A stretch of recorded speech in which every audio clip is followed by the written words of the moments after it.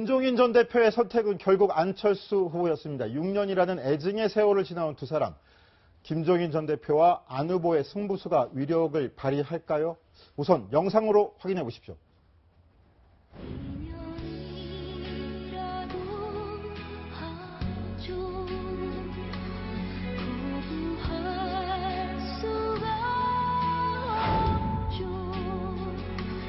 안철수 의원의 경우는 대권 후보의 반열에 오르게 된 게 여론조사에 의해서 올랐던 사람이에요. 자기가 무슨 대통령을 하기 위한 무슨 준비도 하나 돼 있지 않고. 지난 4년간 안철수와 김종인의 선택을 비교해 보십시오. 누가 통합을 말할 자격이 있습니까?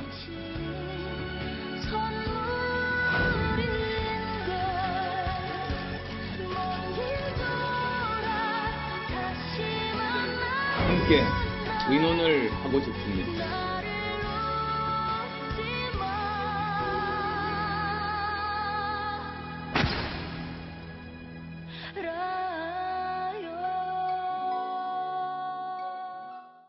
예, 저렇게 서로를 공격해왔던 두 사람인데요. 이현수 기자. 네. 그럼에도 불구하고 둘이 결합을 결심한 이유.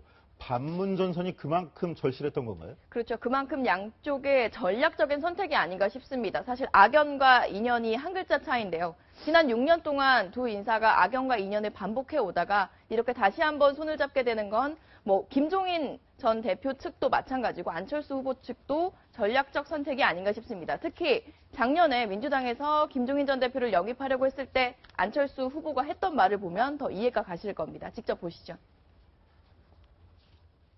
노무현 대통령께서는 원칙 있는 승리가 어렵다면 원칙 있는 패배를 택하겠다고 말씀하셨습니다. 그런데 김종인 위원장 영입은 이해할 수 없습니다. 원칙 없는 승리를 택하겠다는 겁니다. 김종인 위원장 영입은 만약 노무현 대통령께서 살아계신다면 가장 먼저, 가장 크게 반대하실 것이라고 생각합니다. 네, 최석호 기자. 예. 김종인 영입은 원칙이 없는 것이다. 이렇게 비판했었는데 지금 원칙이 생긴 건가요? 아니죠. 마지막 승부, 사실상 안철수 후보가 대선을 앞두고 마지막 승부수를 던진 것으로 보입니다. 안철수 후보 지난 총선 때 김종인 전 대표를 향해서 뭐라고 얘기를 했습니까?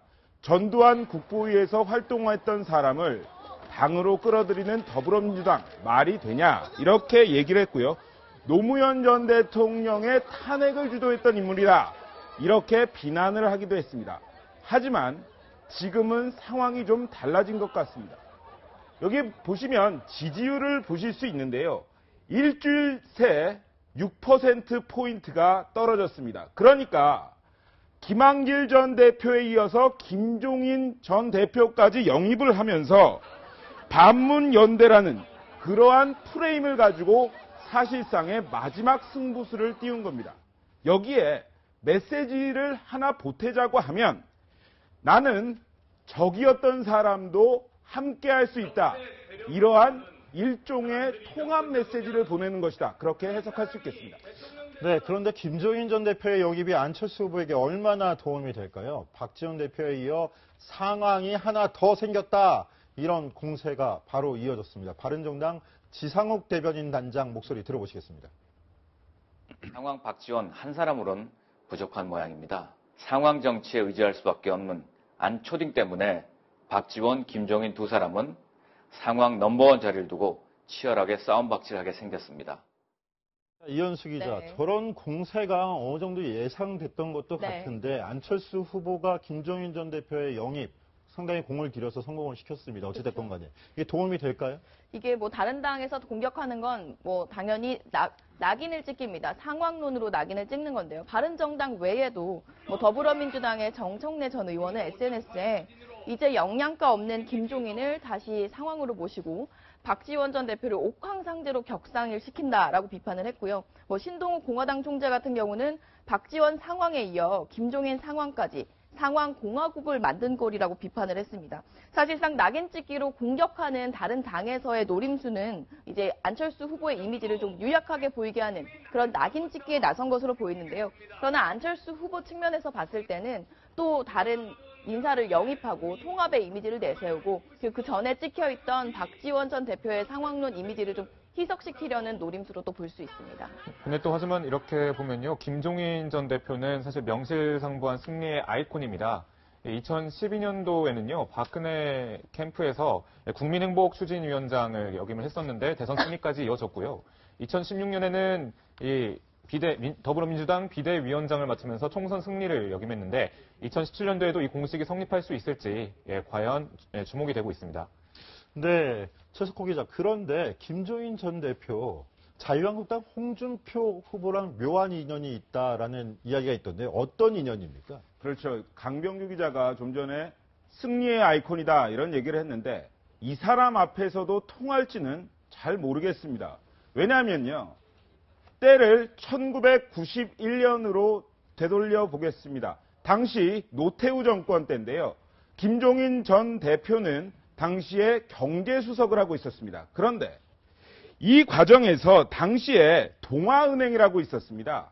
지금은 신한은행으로 합병이 됐는데 안영모 동아은행장으로부터 자신의 임기를 좀 늘려달라 이러면서 불법 정치 자금 2억 1천만 원을 받은 혐의로 구속이 됐고 실형 2년 6개월을 살았습니다. 그런데 여기를 담당했던 수사검사가 바로 자유한국당 홍준표 후보입니다. 자신이 직접 자백을 받았다고 얘기를 하기도 했는데요. 이 홍준표 지사 김종인 전 대표로부터 자백을 받았다는 것을 이렇게 회고하고 있습니다. 그 목소리 한번 들어보시겠습니다. 김종인 전 수석은 친인척 비리가 지금 막 터지고 있는 상황이에요. 이명박 정권에 예. 권력 비리, 친인척 비리가 터지고 있는 사건에 예. 노태우 정부의 권력 비리의 대명사였습니다. 그 당시에 뭐 함성희 검사가 주임 예. 검사였는데 제가 그 자백을 안 한다고 해서 들어가서 자백을 받은 일이 있습니다. 당장 있을 오늘 토론회에서부터 이러한 김종인 전 대표의 영입 문제를 홍준표 후보는 걸고 넘어질 수가 있습니다. 얼마나 사람이 없으면, 얼마나 다급하면 범법자였던 김종인 대표까지 끌어들일 수 있느냐, 이러한 선공을 펼칠 것으로 보이는데요. 하여튼 그 홍준표 후보는 사실 김종인 전 대표를 본인도 데리고 오려고 했던 것 아니냐, 이러한 논란에 대해서는 김종인에게 이제 미련이 없다. 이제 본래 자리로 김종인 대표가 돌아간 것이다. 나하고는 함께할 수 없다. 이렇게 선을 그었습니다.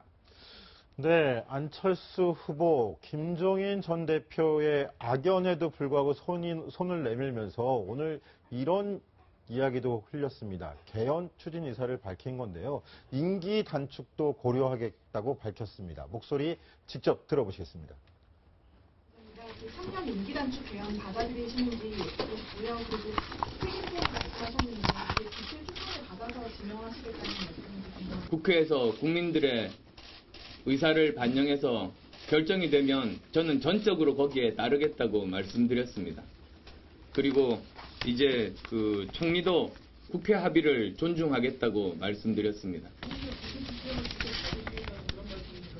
책임 총리 정당들의 의견을 최대한 존중해서 지명하겠다고 말씀드렸고, 만약에 원내 교섭 단체들 간 대표가 합의한다면 그것에 따르겠다고 말씀드렸습니다. 자, 우리 정치부 기자들 네. 지금 대선까지 딱 11일 남았습니다. 네. 11일 남고 안철수 후보가 던진 김종인 승부수 어느 정도 효력이 있을까요? 저는 오늘 안철수 후보의 기자회견 내용이 상당히 승부수에 가까운 내용이었다고 평가를 했는데요. 다양한 내용이 좀 양이 많았을 뿐이지 포인트를 짚었으면 더 좋았겠지만 내용 하나하나를 보면 사실 가벼운 내용들은 아닙니다. 청와대 개혁을 바로 하겠다는 내용, 그리고 민정수석실을 폐지하겠다는 내용과 함께 개헌을 화두로 삼으면서 본인의 임기까지 단축할 수 있다는 그런 안도 내놨는데요. 조금 더 임팩트 있게 기자회견을 했으면 좋았겠지만 내용 자체는 사실상 승부수에 버금간다고 볼 수 있었습니다. 그런데 결국 표를 던지는 것은 유권자 아니겠습니까? 그런데 이런 개헌 내용이 얼마나 유권자에게 지속적으로 와닿을 수 있을까에 대한 그런 분석이 나올 수 있는데요. 지금 문재인 후보 측에서도 통합정부위원회를 지금 출범하면서 이런 자문 이런 통합정부에 대한 목소리를 조금씩 내고 있는 것 같은데 과연 여기서 어떻게 차별을 가져가느냐가 승부의 키가 될 수 있다는 생각도 듭니다.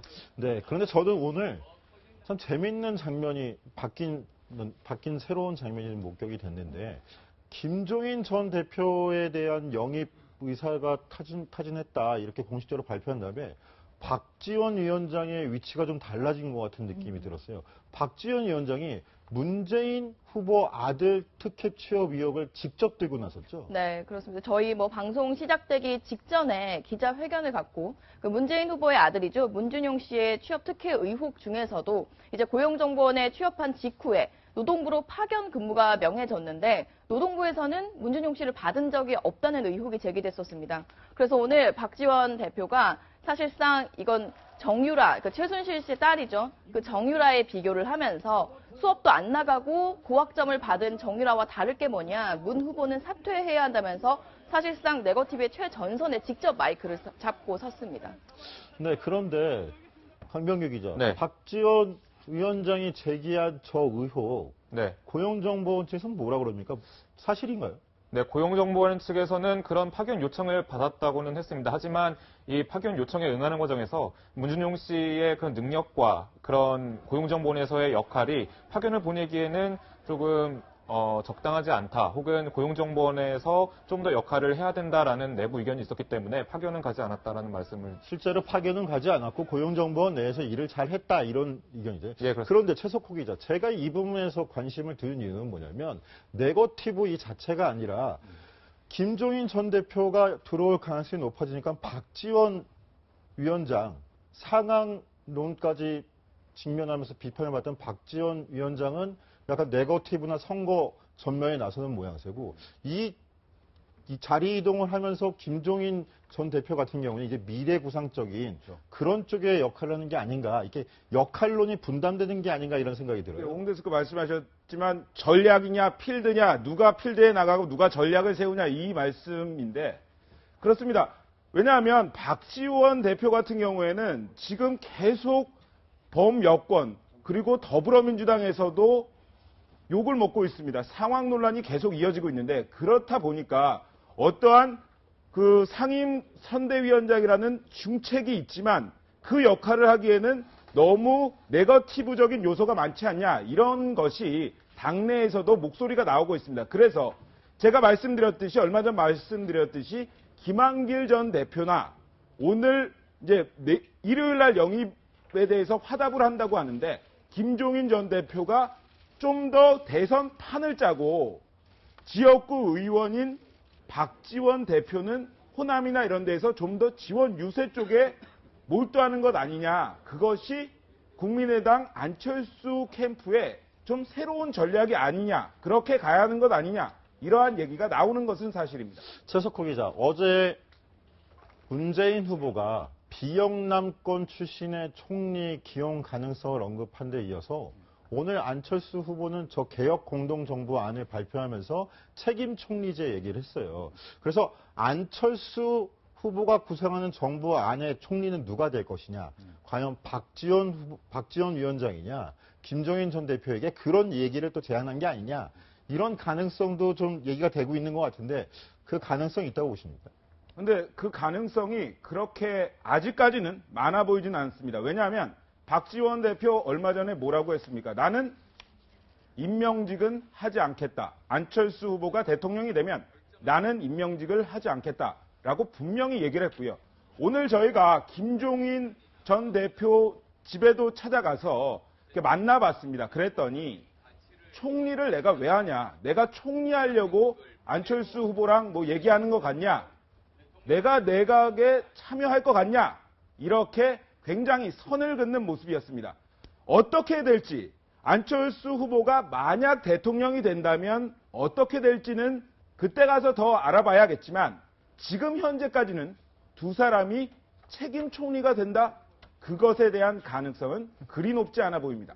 네, 어제부터 유난히 예비 내각, 다음 정부의 새로운 내각을 어떻게 채워질까에 대한 관심도 높은데요. 지금 문재인, 안철수 후보의 내각 구상까지 훑어보고 있는데 바로 이 사람도 좀 궁금합니다. 홍준표 후보는 차기 총리를 누구를 고려하고 있을까요? 홍 후보의 목소리를 한번 직접 들어보시겠습니다. 저는 자기 내각과 관련해서는 총리는 충청 인사 한 분과 영남 인사 한 분을 지금 검토를 하고 있습니다. 정치색이 없는 강력부 검사 출신을 에게 맡기려고 합니다. 교육부총리 같은 경우에는 정교조를 제압할 수 있는 그런 보수 우파 인사 중에서 지금 교섭을 하고 있습니다. 자, 최 기자. 홍준표 후보가 밝힌 홍준표 정부의 내각 구성안 특징을 한마디로 정리하면 뭡니까? 아주 홍준표 나왔다. 이렇게 얘기할 수 있겠습니다. 탕평, 통합은 없었습니다. 그리고 제가 특징을 딱 두 가지로 정리해드리겠습니다. 자신의 색깔을 명확히 드러냈다. 그리고 우군을 결집시켰다. 이런 특징 두 가지가 있습니다. 제가 좀 설명을 드리겠습니다. 색깔을 분명히 했다. 그건 뭐냐? 지금 공을 들이고 있는 지역이 어디입니까? 영남과 충청입니다. 그렇기 때문에 이 영남권 인사, 충청권 인사를 책임 총리로 앉히겠다라는 뜻을 분명히 했고요. 그 다음에 자신이 뭐라고 말했습니까? 강성노조, 전교조 해체하겠다 이렇게 얘기를 했습니다. 그렇기 때문에 교육부총리를 보수 우파 인사로 앉히면서 전교조를 제압하겠다는 자신의 뜻을 분명히 했습니다. 그리고 두 번째 특징, 우군 결집입니다. 첫째 뭐냐? 자신의 친정이 어디입니까? 검찰 아닙니까? 이 강력부 검사를 법무부 장관으로 앉히겠다. 그러니까 내 후배들을 법무부 장관에 앉힐 테니 법조계 너희들도 나에게 이런 뜻에 대권에 도전하는 뜻에 동참을 해달라. 이러한 메시지를 보냈고요. 두 번째, 행정부처 인선에서는 당내 의원들을 최대한 많이 기용하겠다. 이렇게 얘기를 했습니다. 이것은 어떤 뜻이냐? 자신의 유세에 좀 더 적극적으로 나서라. 자유한국당 의원들, 내 유세에 좀 안 나오는 사람들이 있는데 좀 더 적극적으로 좀 나왔으면 좋겠다. 이러한 뜻을 분명히 전한 거죠. 네, 그렇게 정치적으로도 해석할 수 있겠군요. 그런데 좀 전에 최석호 기자가 말한 부분 중에서 제가 약간 이의를 달자면 홍준표 후보가 탕평 통합이 없었다 그러는데 법무부 장관은 호남 인사로 앉히겠다라고 했어요. 특히 영남 정권에서 호남 출신의 법무부 장관이 없었다. 그만큼 중요한 자리가 강조했는데 이것도 통합 탕평으로 볼 수 있는 거 아닌가요? 홍 데스크 말씀 맞습니다. 하지만 제가 생각하기에는 호남 인사보다는 강력부 검사 출신이라는 데 더 주안점을 두고 보는 것이 어떠냐 이렇게 생각을 했거든요.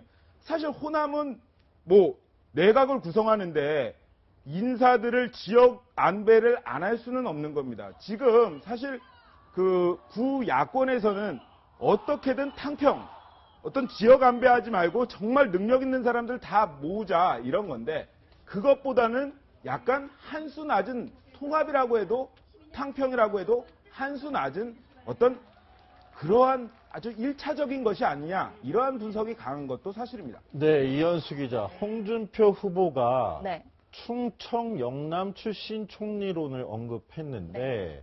과연 누가 이름이 오르내리는 건지 또 서울 출신도 있다 이런 소리도 있던데 네, 그 후보군들을 한번 짚어줘 보세요. 네, 다양한 이름들이 나옵니다. 특히 홍준표 후보가 최근에 그 보수 결집 라인으로 경충 라인을 집중 공격하고 있는데요. 그 영충 라인이죠. 영남 쪽과 충청도 쪽을 집중 다니면서 보수 결집을 노력하고 있는데, 근데 총리는 한간에서는 이제 황교안 지금 현재 총리를 유임시키는 게 아니냐라는 관측도 나옵니다. 그러니까 그 근거로 하는 이야기가 지금 누가 대통령이 되더라도 지금 인수위가 없는 상황이고 바로 일을 해야 하는 상황에서 황교안 총리와 함께 약간 불편한 동거를 해야 하는데요. 황교안 총리를 유임시킬 수 있는 후보는 사실상 홍준표 후보밖에 없고 또 황교안 총리가 아시다시피 불출마를 선언하기 전까지만 해도 유력한 대권 주자로도 꼽혔고 영남에서도 지지세를 갖고 있는 만큼 지금 안보 위기가 있는 상황에서 황 총리를 유임을 시키면서 동시에 그 총리를 인선하고 또 인사청문회를 하고 검증하는 시간을 벌면서 바로 일을 할 수 있는 게 아니냐라는 이런 근거로 정가 쪽에서 활발하게 나오는 이야기이긴 합니다. 그러나 홍준표 후보가 아직 구체적으로 인물에 대해서 밝힌 적은 없었습니다. 네, 좀 더 두고 봐야 되겠죠. 자, 최석호 기자. 그럼 지금 선두를 달리고 있는 문재인 후보가 언급한 비영남권 출신의 총리 후보군에는 누가 이름이 오르고 내립니까? 예, 그래서 이렇게 정리를 해봤습니다. 뭐 한 6분 정도가 되는데요. 그 중에서도 가장 눈에 띌 분은 안희정 충남지사일 겁니다.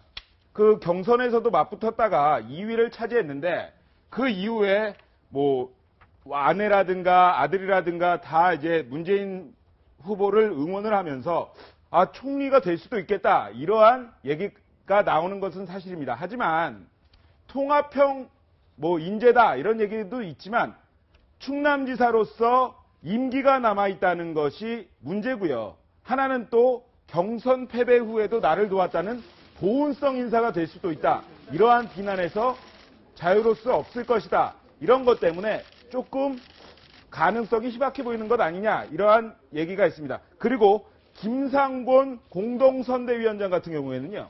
총선에서 무엇을 했었나? 혁신위원장을 하기도 했습니다. 그러니까 굉장히 여러 차례에 걸쳐서 문재인 후보를 도왔다는 점 때문에 총리 후보로 거론이 됩니다. 또 한 분 더 하자면요. 전윤철 공동선대위원장. 지난 총선에서는 안철수 후보를 도왔다가 이번에 문재인 캠프로 합류를 했습니다. 그러니까 어떤 문재인 후보와 인연이 있는 사람들이 총리로 오르는 것 아니냐 이러한 관측이 강한데요. 하지만 문재인 캠프에서는 아무래도 새로운 시대, 통합을 강조하는 만큼 50대 젊은 총리가 될 가능성이 있다. 그리고 또한 정치인이 될 것이다. 아까 송영길 의원이 모습을 보였는데 정치인이 될 수도 있다. 그 이유가 좀 그렇습니다. 박근혜 전 대통령 때 청문회를 통과하지 못한 총리 후보자가 정말 여러 명이 있었습니다. 그렇기 때문에 일각에서는 뭐 이런 우스갯소리까지 나옵니다. 이번 총리 후보의 1순위는 청문회를 통과할 수 있는 사람이다. 이러한 얘기가 나오고 있기 때문에 문재인 후보 측도 이에 고심 중입니다. 네, 이현수 기자. 네. 그런데 문재인 후보가 이번 정권은 인수위가 없다. 그렇죠. 그래서 섀도우 캐비넷 인사를 먼저 발표할 수도 있다라고 했는데 네. 언제라고 못 박은 적은 없죠. 네, 없습니다. 언제쯤일까요? 네, 일부러 못 박지 않는 것 같은데요. 이 시기가 좀 미묘합니다. 미리 공개를 해서 섀도우 캐비넷에서 공개하고 또 국민들에게 지지를 이끌어낼 수 있는 승부수가 될 수도 있지만 미리 총리 인선을 하게 되면 뭐 이미 대통령이 됐느냐라는 비판도 받을 수 있지만 동시에 그 인사에 대해서 검증 국면으로 흘러갈 수 있기 때문에 혹시 그 검증 과정에서 뭐 과거 이력에서 문제가 생긴다면 그마저도 그 후보에게 상처가 되기 때문에 조금 논란이 있는데요. 그 문재인 후보 측은 뭐 그 직전에 투표일 직전에 밝힐 수 있다라고 하고 있지만 뭐 참모들은 어떤 총리가 됐든 이제 선거 끝나기 전에 왈가왈부하는 건 옳지 않다면서 선거 전에 밝히려고 한다면 내가 쌍수를 들고 말리겠다 이렇게 말하는 참모도 있었습니다. 네, 선두권을 달리는 주자의 여유일 수도 있고 부담일 수도 있는 그렇죠. 부분이겠죠. 네. 강병규 기자. 네. 그런데 여유로운 측면을 한번 짚어볼까요? 문재인 후보가 오늘 손자들과의 사진을 대량 방출했다던데 네. 어떤 사진들입니까? 예, 그 손자와 함께 뭐 시간을 보내고 있는 사진인데요. 예, 여유라기보다는 하나의 뭐 다른 후보들이 자식 자랑을 하니까 본인도 손자를 이렇게 자랑하려고 공개를 하는 것 같습니다. 이렇게 할아버지라고 하면서 이렇게 한글을 이게 띄엄띄엄 쓴 그런 손자의 그런 모습이 같이 보이고 있는데요. 어떻게 보면은 이 노인층의 그 공감대를 불러일으키고 또 손자라는 존재가 있다는 것에 대한 어떤 국민들의 동질감을 또 이끌어내는, 친근감을 이끌어내는 것이 아닌가라는 분석이 나오고 있습니다. 네, 그런가 하면은 오늘 문 후보의 부인 김정숙 여사는 오늘 노래 실력을 뽐냈다는데 한번 그 장면 볼까요?